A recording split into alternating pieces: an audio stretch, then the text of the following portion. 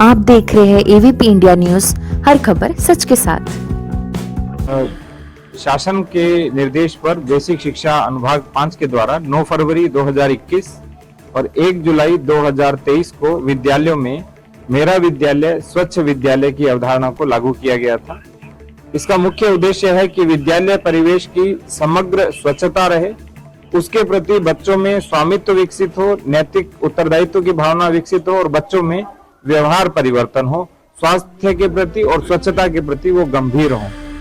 इसके साथ साथ माता पिता, शिक्षकों और बच्चों में सम्मान की भावना का विकास और समानता की भावना का विकास करना भी इसका दायित्व है। इसमें हमने 2 बार प्रेस कॉन्फ्रेंस भी की है। अभी बमनेटा गांव के अंदर बताया कि बच्चों से सफाई क्यों करवाई जा रही है, तो मैं स्पष्ट कर दूं कि विद्यालय परिसर के अंदर चाहे घास की कटाई है, कूड़े की सफाई है, या पेड़ों की छटाई है, या गड्ढों की सफाई है, या पौधों को पानी देना, ये सारे के सारे कार्यों के साथ साथ कक्षा इत्यादि की सफाई बच्चे और शिक्षक मिलजुल कर करते हैं।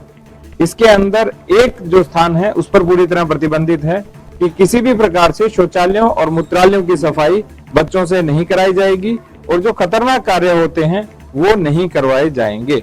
और यदि बच्चों को रसोई से संबंधित कार्य करवाया और सिखाया जाता है, यह आपको बता दूं, कार्य करवाना उद्देश्य नहीं है, बच्चों से को सिखाना मुख्य उद्देश्य है। और ये जो गवर्नमेंट ऑर्डर जारी हुआ था, इसका हमने आदेश भी अपनी ओर से भी जारी किया था। और क्योंकि एक गांव के अंदर एक सफाई कर्मी होता है, वो पूरे विद्यालय और पूरे गांव की स्वच्छता सुनिश्चित नहीं कर सकता है, इसलिए शिक्षक और बच्चे मिलकर आते ही आधा घंटा या जाते समय आधा घंटा स्वच्छता के ऊपर ध्यान दें और करके सीखें। Learning by doing. आज जितने भी बड़े बड़े विद्यालयों में जाएंगे वहां पर भी होती है, बागवानी सिखाई जाती है, स्वच्छता सिखाई जाती है। वो पब्लिकली प्लेस के ऊपर जाते हैं, वहां सफाई करते हैं। तो जो पब्लिक प्लेस है वहां पर सफाई करके बच्चों में उत्तरदायित्व की भावना जागृत करना और स्वास्थ्य और स्वच्छता के प्रति जागरूक करना, ये हमारे मेरा विद्यालय स्वच्छ विद्यालय का उद्देश्य है। तमाम ऐसे मामले आप सामने आते रहे हैं, अगर बच्चे विद्यालयों में काम करते हैं तो अभिभावक शिकायत करते हैं कि अगर कार्रवाई हुई है तो ये हमें अभिभावकों को समझाना चाहिए। 2021 और 2023 का शासनादेश है। मैं आपको फिर बताऊं, स्वच्छता ईश्वरीयता के पास है, ठीक है। Cleanliness is near to godliness. आप सोचिए, अपने घर में कौन कौन सफाई करता है? सभी करते हैं, बड़ा भी करता है, छोटा भी करता है, माता भी करते हैं और बच्चे भी उसमें सहयोग करते हैं। तो यहाँ विद्यालय की सफाई कराना उद्देश्य नहीं है। कक्ष की सफाई क्यों नहीं करेंगे? अपने बस्ते की सफाई क्यों नहीं करेंगे? जहां अपनी पुस्तकें रखते हैं वहां सफाई बच्चे क्यों नहीं करेंगे? हम भी करते करते बड़े हुए, आप भी करते करते बड़े हुए, आपके बच्चे भी कर रहे हैं।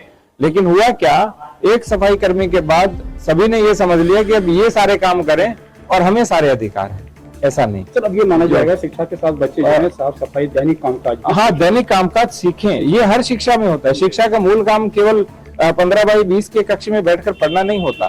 शिक्षा का कार्य होता है कि बच्चा जीवन के हर व्यवहार को, आदत को, जीवन जीने को सीखे। तो हमारे यहाँ ऐसा नहीं है कि हमारे यहाँ सफाई कर्मी सफाई करने आते हैं, लेकिन सुबह अपने कक्ष की सफाई करना, बस्ते को देखरेख करना, पौधों को पानी देना, कोई कटाई छटाई में सहयोग करना, या कहीं प्लास्टिक पड़ा है, कूड़ा पड़ा है, उसे उठा करके रखना, ये बच्चों को सिखाने का है। और इसमें भी अभिभावकों को जागरूक करना। हमने बोला भी है कि एसएमसी के माध्यम से और पीटीएम के माध्यम से सभी अभिभावकों को इस संबंध में जागरूक किया जाए। और 2 जो शासनादेश हैं 2021 और 2023 के, उन दोनों शासनादेशों के विषय में विस्तार से बताया जाए। ये शासनादेश मैं आपको भी दूंगा, ताकि आपको ऐसा हो कि इसके बारे में सब लोगों को पता चले।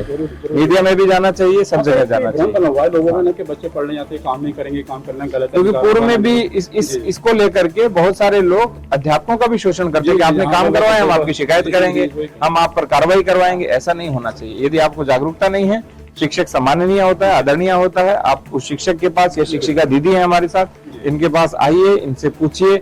हाँ, नियम विपरीत हो रहा है तो हम सुधार करेंगे, लेकिन नियमानुसार हो रहा है तो आपको अपने में सुधार करना चाहिए। यही होना चाहिए।